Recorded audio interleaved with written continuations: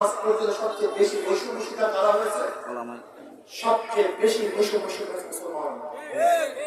আজও বাংলাদেশে হাজার প্রতিষ্ঠানে দাঁড়িয়ে রেখে চাকরি করা যায় না, হাজার হাজার প্রতিষ্ঠানে টুপি মাথায় নিয়ে ঢোকা যায় না, আজকে হাজার প্রতিষ্ঠানে লম্বা জামা লাগিয়ে ঢোকা যায় না। সবচেয়ে বেশি বৈষম্য শিকার মুসলমান, আর তার চেয়ে বেশি বৈষম্য শিকার সাহায্য। আজকে বাংলাদেশ নিয়ে ষড়যন্ত্র চলতেছে। ইসলাম নামীয় সন্ত্রাসী সংগঠন ধর্মীয় যুদ্ধের আহ্বান করেছে। কি হয়েছে? ধর্মীয় যুদ্ধের আহ্বান কেন করেছেন? বাংলাদেশের পরিস্থিতি খুবই সুন্দর, খুবই ভালো।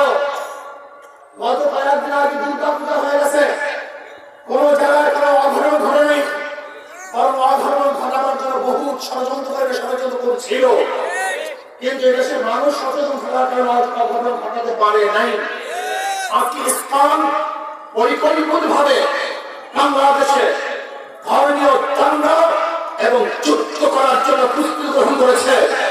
আমরা সাহায্য করব। বাংলাদেশের প্রত্যেক নাগরিক সজাগ আছে, সচেতন আছে।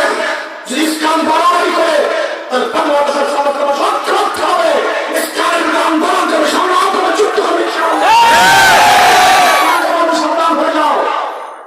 শান্ত বাংলাদেশকে অশান্ত করার চেষ্টা করলে বাংলাদেশের মানুষ কোন অবস্থাতে ছাড় দেবে না, দিতে পারে না। বিদেশি ষড়যন্ত্র বাংলাদেশে বাস্তবায়ন হতে দেওয়া হবে না, ইনশাআল্লাহ।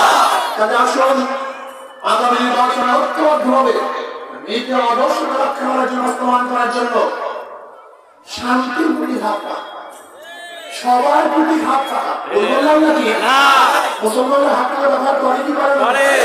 হিন্দুরা, খ্রিস্টানরা, পুরুষ, মহিলা, ধনী, গরিব, আওয়ামী লীগ, বিএনপি, জাতীয় পার্টি, সবার মাথা শান্তির প্রতি ধাক্কা। আমি শ্বাস করি ইনশাআল্লাহ, হাত পাতে বিজয় হয়, এদেশের মানুষ বিজয় হবে। হাত পাতা ক্ষমতায় গেলে এদেশের মানুষ ক্ষমতায় যাবে। সংখ্যানুপাতিক নির্বাচন করতে হবে। যদি সংখ্যানুপাতিক নির্বাচন দেওয়া হয় তাহলে ইনশাআল্লাহ এদেশের যে সংসদ হবে, জাতীয় সংসদ, যারা সব নীতি আদর্শ মানুষ সংশোধন করবে, সবার মিলিত সংসদ হবে, যেন ফ্যাসিস্ট আর হবে না। আগামী নির্বাচনে হাত পাতে বিজয় করার জন্য চেষ্টা করবো ইনশাআল্লাহ। আজকে তো মাত্র 2-4 ঘন্টা দাওয়াত দেব। সমস্ত মানুষ আপনার দাওয়াতের অপেক্ষা আছে। আল্লাহ আমাদের সবাইকে কবুল করেন। আল্লাহুম্মা আমিন। রব্বানা যালামনা আনফুসানা ওয়া ইল্লাম তাগফির লানা ওয়া তারহামনা